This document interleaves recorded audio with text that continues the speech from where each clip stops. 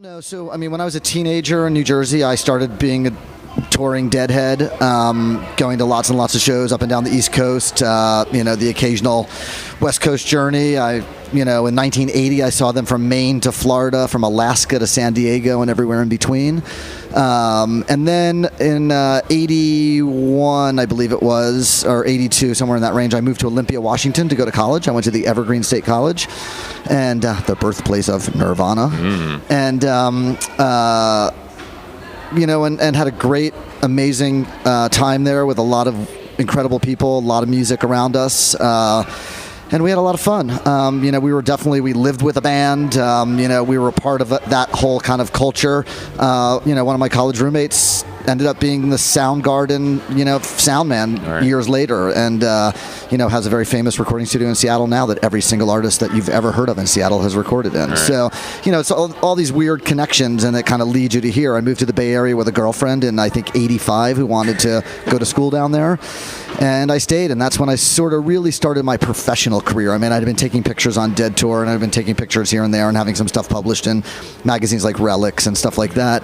But when I moved to the Bay Area, I kind of made a conscious effort that I thought that I wanted to be a professional photographer. I mean, my shoots with Tom Waits have been portrait sessions, up in, Sonoma County, up about where he lives. And so that's a different thing. I mean, that's me putting him in an environment that I think will be cool, and either lighting it the way I want to light it to add drama and tension, or if it's a natural setting. I mean, I did 2 big portrait shoots of him for magazine stories, one for Bone Machine and one for, I can't remember the name of the record that was after that. It was 8 or 10 years later, maybe 7 years later. But both of them were just absolutely mind-blowing experiences, just because I think of the energy that Tom Waits that surrounds him in his daily life, not even what he brings to the photo shoot. I mean, one of the shoots involved an abandoned car at a house that he thought was abandoned, that he said was 3 minutes away from where we were. I jumped in a car with him. We drove for a half an hour. We got out. He said, "It's your job to go." And he said, "Jay, it's your job to go and ring that doorbell and see if it's okay if we can take pictures next to that car." And nobody came out. We started walking up the driveway and climbing over the cow barbed wire fence, and a little old lady who was deaf and half blind came out, and it was this mind-blowing thing. And, and I'm like, "Hey, can we take pictures of my friend Tom here next to your car?" And she's like, "Car hasn't driven in 25 years. I mean, it had no wheels. It's been like in the cow field since the 50s, But it was just like one of those mind-blowing experiences. And you just, those are the things for me that make what I do super special, because, being a photographer has put me into a lot of really unique, special situations with people.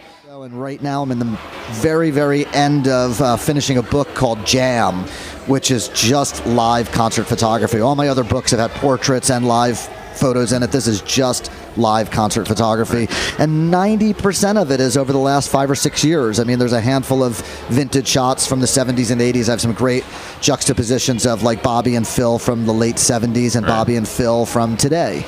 And I have a great picture of Jerry Garcia jamming with Elvis Costello. All the artists in the book wrote copy for the photos. We did interviews with every single artist that's in the book, and so Elvis Costello talked about some amazing experiences with the Grateful Dead when he first started playing music back in the 70s and early 70s, and so there's a lot of stuff like that. Jam is a book about bands that jam, and I'm talking about bands that rock, but it's also about bands that jam. Guest sit-ins. There's a whole section of people playing with other people, and that's what High Sierra does that more than any other festival. They encourage and inspire people. I just introduced Lebo from ALO to Lucas Nelson to have him come and do Guitarmageddon, and Lucas is like, "Great, I'm looking for another thing to jam out on today." And Simon, who puts it together, brings in all these great people. Josh Clark from Tea Leaf Green is flying in from Illinois so he can do Guitarmageddon at High Sierra. I mean, to me, that's just like what makes it, those special moments, these artists that are sitting in with each other and just creating these, once in a lifetime musical moments, and then I get to capture them, with a photograph. And to me, it's an anthropological study. We are capturing pop culture history in the making,